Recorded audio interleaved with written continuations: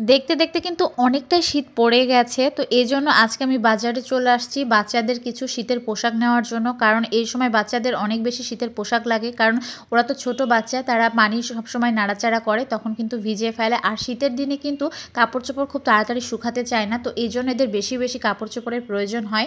তো প্রথমে বাজারে ঢুকে চলে আসছি কিন্তু আমি মাছের দোকানে, কারণ মাছের খাবার শেষ হয়ে গেছিলো বাসায়, তো এই জন্য মাছের খাবারটা আগে নিয়ে নিলাম, কারণ এটা আবার ভুলে গেলে দেখা যাবে যে রাতে মাছটাকে না খেয়ে থাকতে হচ্ছে। এই জন্য সর্বপ্রথম আগে মাছের খাবারটা নিয়ে নিলাম।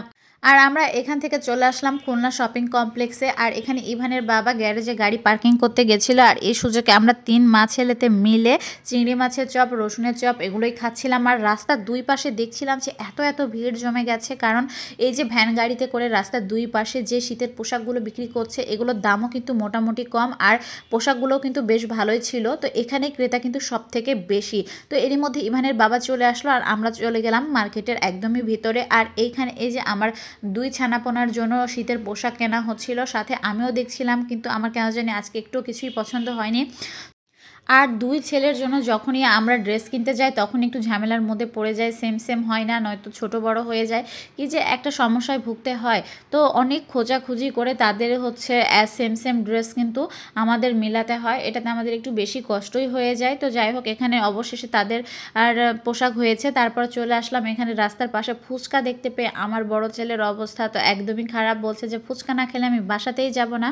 তো সেখান থেকে ফুচকা খাইয়ে ছেলেকে তারপর চলে এসেছি স্টার লেডিসে। তো যখন আমার বাজারে যেয়ে কোথাও না কোথাও কোনো কিছুই পছন্দ হয় না, তখন আমার একমাত্র ভরসার জায়গা হচ্ছে স্টার লেডিসে, কারণ এখানে আসলে আমার কিছু না কিছু পছন্দ হয়ে যায়। আর আজকে এখানে আসার মূল কারণ হচ্ছে এই যে দেখতে পাচ্ছেন এই জিন্সের প্লাজোটা, এটা কিছুদিন আগে আমি একটা নিয়েছিলাম, সেটা হচ্ছে আমার বুয়া ধুতে গিয়ে নষ্ট করে ফেলেছিল কালারফুল ড্রেসের সাথে, তো ওইটারই আবার আরেকটা কপি নিয়ে আসলাম আজকে। আর তো সন্ধ্যায় বাসায় এসে একটু মুড়ি মেখে নিলাম, সাথে তো চাও নিয়ে নিলাম। আর চা নেওয়ার পরে মনে হলো যে একটু টোস্ট নিয়ে আসি। তারপরে যে ঘটনাটা ঘটেছে, কারণ গতদিন বাজার থেকে অনেকগুলো বাজার করে নিয়ে আসা হয়েছিল, তো সব কিছু আমি র্যাকে সাজিয়ে রেখেছিলাম।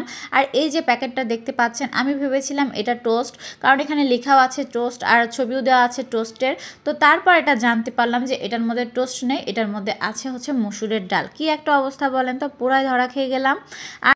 আর আমি বরাবরই দুপুরে রান্না করি, কিন্তু দুঃখের বিষয় আজকে আমি মাছ রান্না করেছিলাম। আর এইদিকে আমার বড় ছেলে এত বায়না করছিল, সে কোনোভাবেই মাছ দিয়ে ভাত খেতে চায় না, তার এক্ষুনি চিকেন লাগবে। তো বাধ্য হয়ে আবারও একটা চিকেন ভিজিয়ে রেখে তারপর আমি চিকেনটা কেটে নিলাম, আর নিয়ে এই তো রান্না বসিয়ে দিয়েছি। তার মধ্যে আরও একটা বায়না, তাকে নাকি আলু দিতে হবে।